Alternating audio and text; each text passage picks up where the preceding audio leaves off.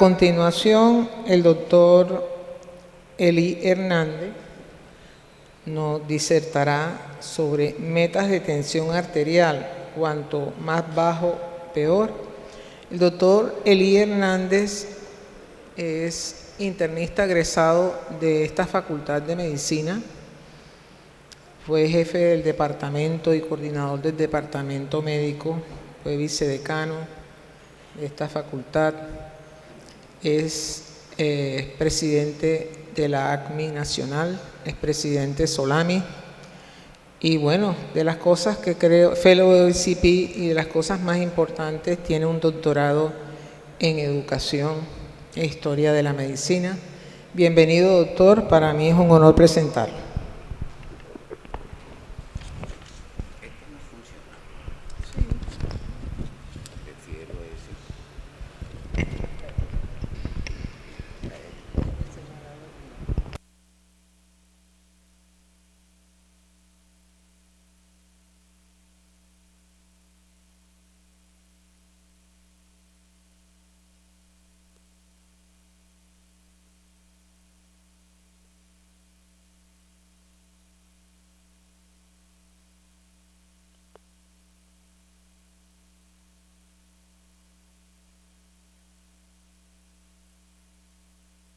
Ya.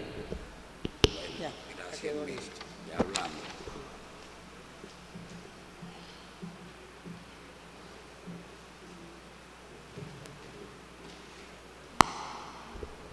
Buenos días a todos. Vamos a conversar rápidamente sobre este tópico que a mí personalmente desde hace tiempo me apasiona mucho. Eso significa calma, calma que teníamos los médicos desde finales del siglo pasado hasta en este siglo 2015, cuando esa tranquilidad se vio revolucionada por una borrasca, una tempestad que desencadenó el estudio Spring, que lo encuentran en internet fácil, porque este estudio de un grupo de norteamericanos decía que por encima de 120-80 era malo. ¿No se oye?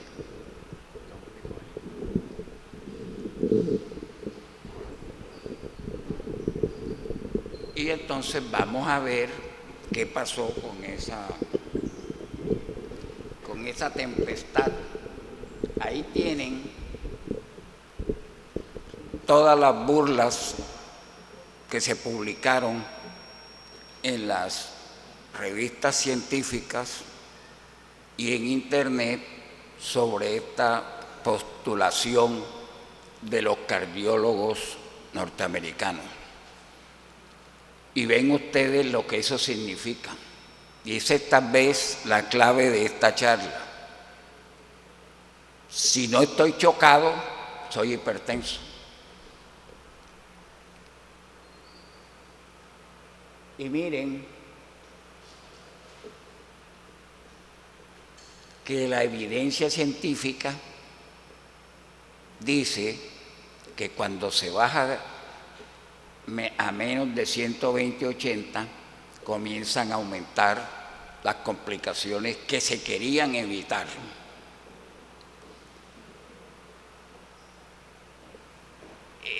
A raíz de eso, el Foro Internacional de Medicina Interna promovió una encuesta entre los médicos internistas de América Latina que contestamos la encuesta.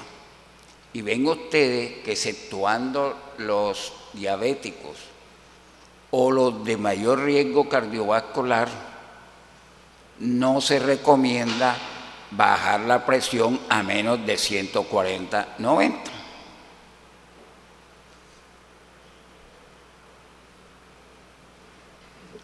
Este es un libro curioso porque es medicina basada en la evidencia, pero medicina polaca, que a raíz de una colaboración con un grupo de colegas de Buenos Aires, la ACME recibió de regalo una edición completa de este libro a través de la Embajada de Polonia. Entonces, la ACME se lo regaló a los miembros ACME. Y en ese libro ven ustedes que los polacos también hablan de 140-90 como punto de corte. Luego, la Sociedad Latinoamericana de Medicina Interna publicó este texto, me encargaron el artículo de hipertensión y yo reafirmo lo mismo, 140-90 debe ser el punto de corte.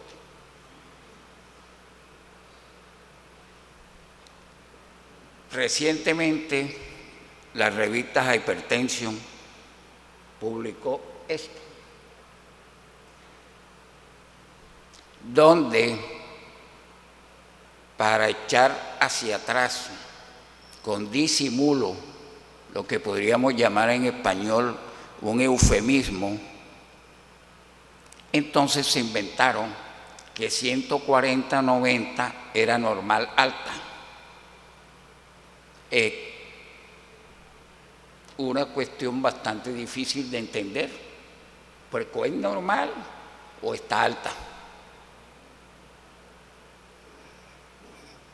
Entonces, esto significa, a mi manera de ver y de otros colegas de América Latina, un disimulo, un retroceder con disimulo para no dar el brazo a torcer.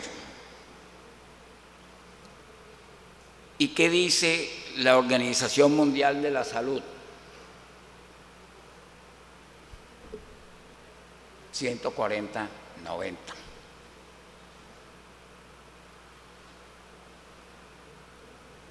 El año pasado, el Congreso Mundial de Medicina Interna fue en República Dominicana, más o menos en mayo. Y cuando estaba alistando el equipaje, salió esta publicación de la Academia de Medicina Familiar de los Estados Unidos. Y ustedes dirán como internista, ¿y por qué la medicina familiar? Porque en el norte no existe la medicina general. El médico cuando termina tiene que coger un camino. Y quienes más hipertensos atienden son los médicos de familia. En el caso nuestro, los médicos generales y los internistas. Ningún cardiólogo se levanta a las 3 de la mañana y que haber una crisis hipertensiva en la urgencia. Ningún nefrólogo va tampoco. Entonces, médico general que está en urgencia y si necesita ayuda, el internista que está en el hospital. Entonces somos los que más, y para el caso del Norteamérica, tanto Estados Unidos como Canadá, es el médico de familia. En muchas partes de Europa también es el médico de familia, sin ir muy lejos, en España. Es exótico que llamen a un internista para ver un hipertenso en la consulta.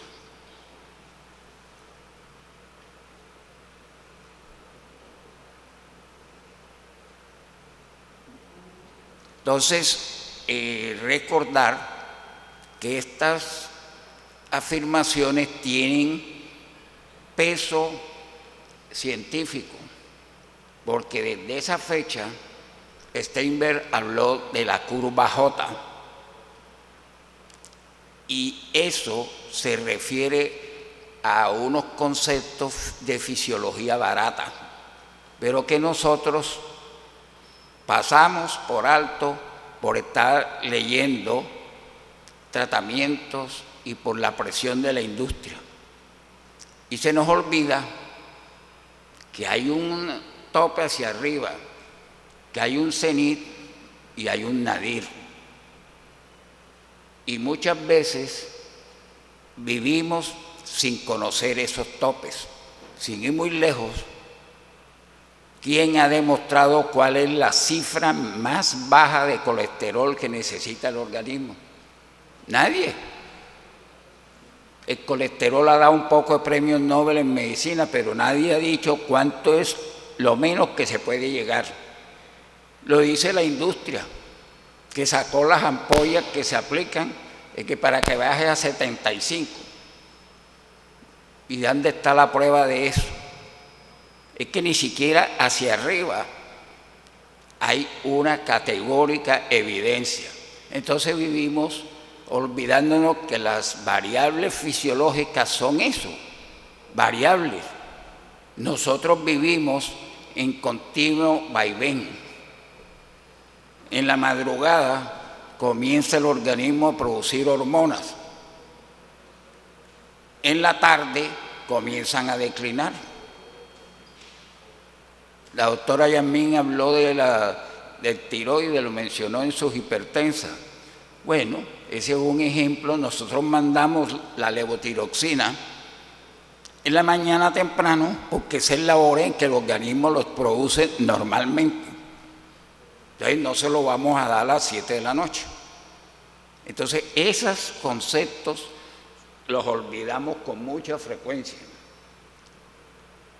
Y ahí está la curva J, que quiere decir que cuando baja por debajo de un punto crítico que no conocemos muy bien en todas las variables, comienzan a aparecer los efectos que queríamos evitar. Entonces comienza a subir la mortalidad otra vez.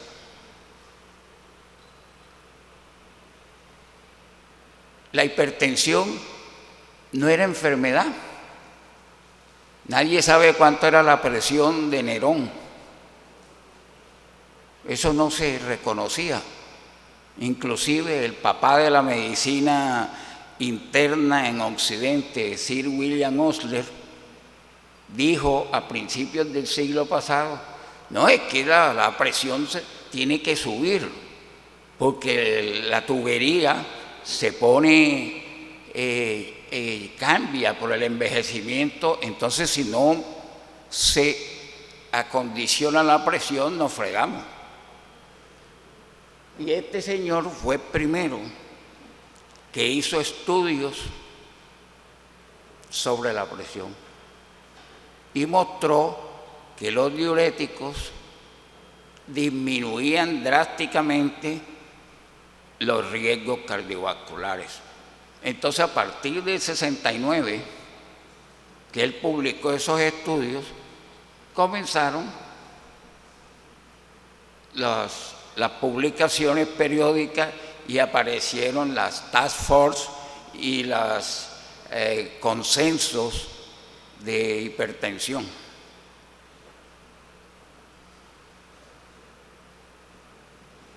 Desde esa vez que se comenzó a reconocer la hipertensión como un problema, pues la mayoría de los médicos, sobre todo norteamericanos, le declararon una guerra a muerte a la presión.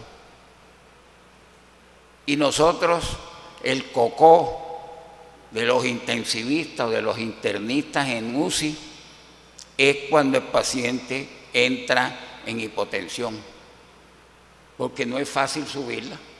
Así se murió el doctor Virgil, una extrema vasodilatación y se quedó. En cambio, lo que sube, baja. Pero nadie ha visto que la manzana de Newton se suba al árbol y se pegue en la rama otra vez.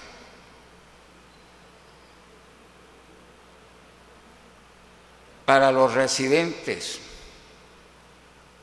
si pueden contestar esa pregunta, si alguno quiere opinar.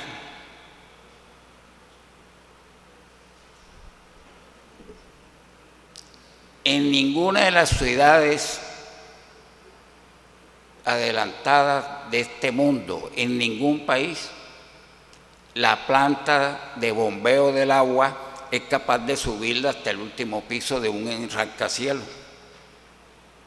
Aquí, en un poco de barrios, aquí detrás, ven los tanques en el patio de la casa. Y en muchos barrios están los tanques, porque la bomba del acueducto que está en el Paraguay no da para subir el agua. Entonces todos los edificios tienen motobombas, suben el agua a un depósito y ella cae por gravedad después. Y por eso, como les digo yo a mis estudiantes, no tenemos el corazón en el escroto, porque tendría que subir la sangre hasta la cabeza. Entonces el corazón está aquí arribita para que con un bombeito sube. Ajá, y los pies que por gravedad. La preocupación son los órganos nobles. Entonces, este caso lo vivió la doctora Rita conmigo una mañana que salimos de aquí de una sesión clínica. Íbamos a hacer una diligencia juntos y me subí en su carro, me pasó eso. HHA son las iniciales mías. Y todo porque me dejé seguir de dos cardiólogos. Mi cardiólogo, que se le metió el tema de que tomara un poquitico de Aradoz, porque lo único que me encontró fue lo que llaman eretismo cardíaco, que maneja unas frecuencias altas. Entonces tengo varios años de estar tomando nebivolol y también ibravadina para que la frecuencia no me suba de 80. Porque la fisiología dice que es de 60 a 100 la frecuencia cardíaca, pero ahora se han inventado de que más de 80 es de riesgo y más de medicina. Entonces el cardiólogo me convenció que un toquecito. Y estando para viajar a Bucaramanga a un curso de biomecánica vascular que estaba haciendo la ACME, nos encontramos en el aeropuerto de Bogotá con unos cardiólogos de Buenos Aires que venían a dar conferencias y que ya nos conocíamos. Entonces subimos al avión y cuando llegamos a Bucaramanga, un cardiólogo, Sebastián, me dijo: cuando arreglemos las maletas y las cosas, nos encontramos en el lobby que quiero hablar contigo. Y me dijo, me paré al baño y pasé y estaba roncando. Creo que vas a tener apnea del sueño. Vas a tener que agregarle un poquito de diurético. Y ahí está, le seguí la corriente y el desastre.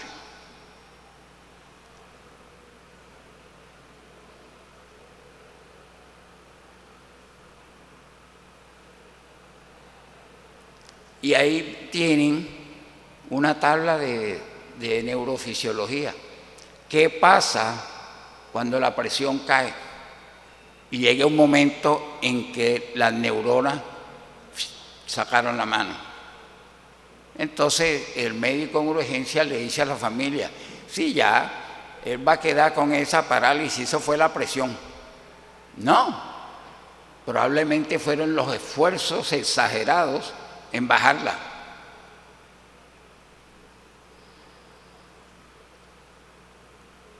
Y luego, esta publicación en el British Journal, ni siquiera es que la sacaron los rusos para atacar a los gringos, muestra cómo se impacta al bajar los criterios diagnósticos. Hay más hipertensos, como les puse los chistes al principio. Y si hay más hipertensos, tengo que formular más. Y si formulo más, yo vendo el losartán y vendo el eprosartán. Entonces hay que meterle a los médicos en la cabeza que hay que formular.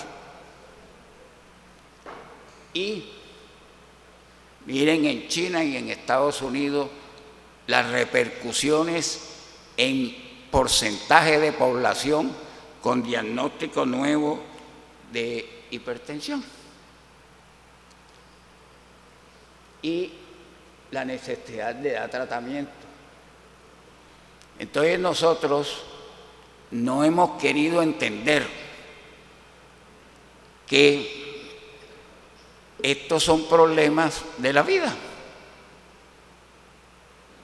Tener cáncer es un problema muchas veces inevitable.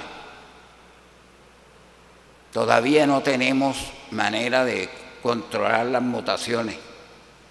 Entonces, estar vivo es estar en esos riesgos. Como montarse en una moto y está el riesgo de que lo atropelle otra moto o un carro. El que no maneja no tiene accidentes. Y eso, porque va de pasajero.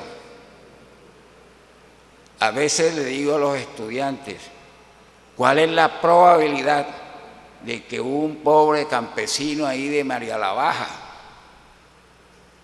que está ahí junto a la Ciénaga, que nunca ha ido al aeropuerto de Crespo, y mucho menos subir a un avión, muera en un accidente aéreo?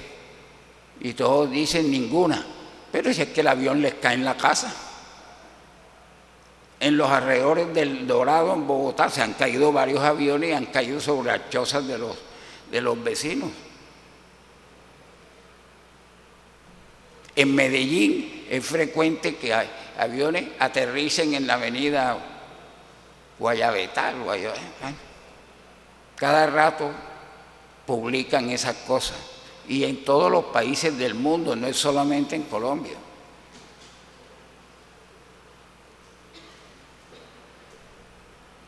Por lo menos la mitad de los que hacen un infarto o un ACV no son hipertensos. No son hipertensos. Como ahora mandamos tomografía de cráneo por todo dolor de cabeza, los radiólogos están informando con más frecuencia que hay calcificaciones en los ganglios de la base que probablemente corresponden a secuelas microvasculares. Y resulta que el paciente no ha tenido hipertensión ni tiene nada, sino que hizo sus trastornos ya del envejecimiento vascular y ni siquiera se dio cuenta nadie. Y es un hallazgo imagenológico. La ACMI ha liderado esta campaña. No siempre más es mejor. Hay que ser muy cuidadoso con el plumero. Hay que seleccionar bien los pacientes. Cuando esta campaña se inició por el ACP en Estados Unidos, la llamaron medicina de alto valor, pero cuando se propuso a las sociedades afiliadas al ACP como la ACMI, se consideró que no se debía decir eso, porque la gente iba a creer que hay una medicina que es más costosa para mí y para más pendejo otra. Entonces la ACMI propuso esto, que en varios países de América Latina fue acogida. Más no siempre es mejor. Usted, la doctora Yasmín lo mencionó, tiene que conocer a su paciente. Y la doctora Marticela dijo una frase en sus intervenciones, creo que fue ella. Hay la entrevista, porque ya estamos pendientes de concluir un libro sobre una nueva visión de la semiología, porque el cardiólogo pone fonendoscopio y enseguida hace eco. Ya él no escribe en la historia, encontré un soplo protosistólico en el foco mitral. Ya él no sabe de eso. Él es lo que le diga el eco. Entonces, si vamos a estar mandando exámenes a diestra y siniestra, la entrevista es la clave para que el internista pueda entender cuál es el problema del paciente.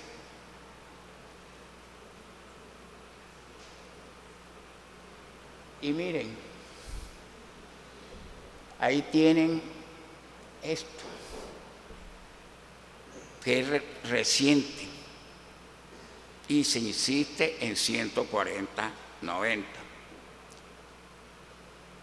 Y como la moda es que hay que tomarse la presión para todo, pues entonces dejémoslo para diciembre. Muchas gracias.